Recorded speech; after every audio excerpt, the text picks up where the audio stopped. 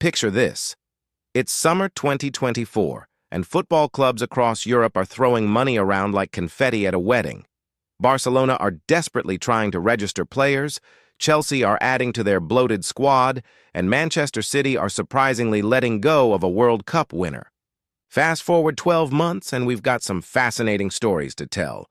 Today, we're diving into the 10 most expensive deals from that chaotic summer window.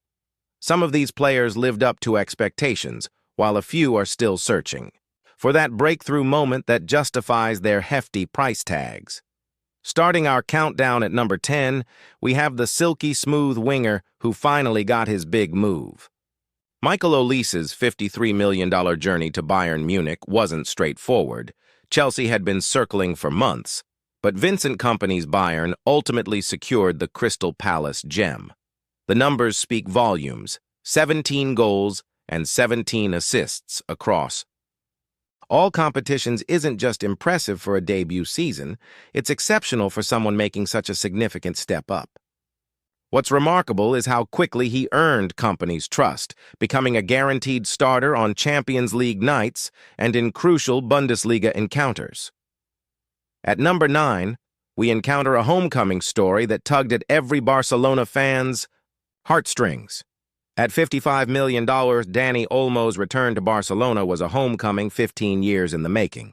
The Spanish midfielder had left La Masia as a teenager and came back riding high on Euro 2024 glory with Spain. When the administrative hurdles surrounding his registration saga were cleared, Olmo didn't just meet expectations, he obliterated them. His 10 goals and 3 assists in La Liga were moments of magic that reminded everyone why Barcelona pursued him relentlessly. The way he glided between lines, finding impossible pockets of space, brought back memories of Barcelona's golden era. Our 8th-placed signings move to Turin tells a more complicated tale. Teun Koopmeiners' $58.4 million move to Juventus falls uncomfortably in between success and failure. The Dutch midfielder had publicly stated his desire to leave Atalanta in March 2024 after helping them secure Europa League glory. Juventus got their man after months of fraught negotiations, but what followed was a season neither club nor player will remember fondly. Koopmeiners went from scoring 15 goals in his final Atalanta campaign to managing just 4 in Turin, a drop-off that tells its own story. The spark that made him such a threat in Bergamo seemed to dim under pressure. The seamless integration he'd enjoyed at Atalanta was replaced by a labored adjustment period that frustrated fans and coaching staff alike. Speaking of midfield moves that raised eyebrows, our 7th most expensive signing made a decision that surprised many. While Manchester United were reportedly interested, Amadou Onana's $59.35 million move to Aston Villa proved genius for both player and club. Onana's physical presence in central midfield became a cornerstone of Villa's approach. Standing. At 6'5", he combines raw athleticism with surprising technical ability. His ball-carrying skills and defensive work rate made him ideal for Emery's demanding tactical setup. His consistent performances and physical dominance have made him invaluable to Villa's ambitions, and even though they finished outside of the Champions League spots, it was still a very successful season for the Belgian. At just 20 years old, and standing only 5'7", João Neves might have seemed unlikely to transform PSG's midfield. But his $60 million move from Benfica proved that in modern football, size isn't everything. It's about heart, technique, and footballing intelligence. Neves became the embodiment of Luis Enrique's tactical vision at PSG. Despite his diminutive stature, he compensated with tenacity and technical brilliance that left opponents struggling. His ability to press, win the ball, and immediately start attacks became crucial to PSG's success. The Portuguese midfielder's debut season was spectacular. He was instrumental in PSG's League One dominance and their historic Champions League triumph. His performances on Europe's biggest stage showed maturity beyond his years. From European glory to Middle Eastern riches, our 5th most expensive signing took a path that surprised many. When Moussa Diaby left Aston Villa for Al Ittihad in a $60 million deal, many questioned whether a 25-year-old at his peak should head to Saudi Arabia. 12 months later, that decision looks increasingly shrewd.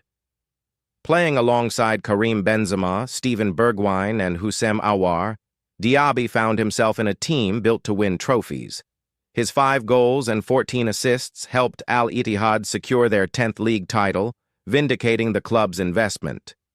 However, at just 26, the question still remains whether he will be satisfied having a career far away from the bright lights of Europe, where he can truly make a name for himself. Back in England, another winger was making headlines for different reasons. Pedro Neto's $60 million move to Chelsea brought something different, a willingness to track back, press relentlessly, and do unglamorous work. His 4 goals and 6 assists might seem modest for a $60 million player, but context is everything. Neto was competing with some of the world's best wingers for playing time, yet his consistent selection spoke to his value beyond statistics.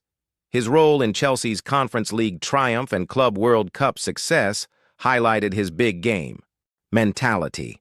His adaptability, whether on the left or right wing, as a wingback or centrally, made him one of Maresca's most trusted assets. From West London to Manchester, our third-placed signing faced different pressure. When Manchester United paid $62 million for 18-year-old Lenny Yoro, they weren't just buying a player, they were investing in their future, beating Real Madrid to his signature amplified expectations, with comparisons to defensive legends flowing freely. Rio Ferdinand's enthusiastic endorsement set the bar impossibly high, but Yoro's early injury meant his debut was delayed by months. When he finally pulled on the red shirt, United were already struggling in what became a deeply disappointing season. Despite United finishing 15th and losing the Europa League final, Yoro's individual performances offered glimpses of why the club invested so heavily. His composure on the ball, reading of the game, and ability to start attacks from deep showed maturity beyond his years. Even in a struggling team, his talent was undeniable. He'll be hoping for a much better and healthier second season to showcase more of his talents. Moving to North London, our second-place signing shouldered even greater expectations. When Tottenham made Dominic Solanke their record signing at $64.3 million, they weren't just buying a striker, they were making a statement. The former Bournemouth forward's move represented the biggest Premier League transfer of the window, placing enormous pressure on his shoulders. Spurs' 17th place finish made for uncomfortable reading, but Solanke's individual contributions told a more positive story. His 9 goals and 3 assists in 27 league appearances showed he could find the net even when his team struggled, while his work rate never wavered. Where Solanke truly shone was in the Europa League. His 5 goals and 4 assists, including crucial strikes in the quarter and semi-finals, proved instrumental in delivering Tottenham's first trophy since 2008. Those moments of brilliance justified the faith shown in making him their marquee signing. But topping our list is a transfer that shocked the football world. At $75 million, Julián Álvarez's move from Manchester City to Atlético Madrid stands as our most expensive signing, and perhaps the most intriguing. When Pep Guardiola sanctioned this sale, many questioned the logic. Álvarez's debut season in Madrid was individual brilliance overshadowed by collective disappointment. His 24 goals across all competitions demonstrated his clinical finishing and adaptability to La Liga's demands. The Argentine's work rate fit perfectly with Diego Simeone's intense approach. However, the season's defining moment came in the Champions League round of 16 against Real Madrid. His infamous double-hit penalty in the shootout became a symbol of Atletico's near-miss mentality, so close to glory, yet falling short when it mattered most. The absence of silverware stung.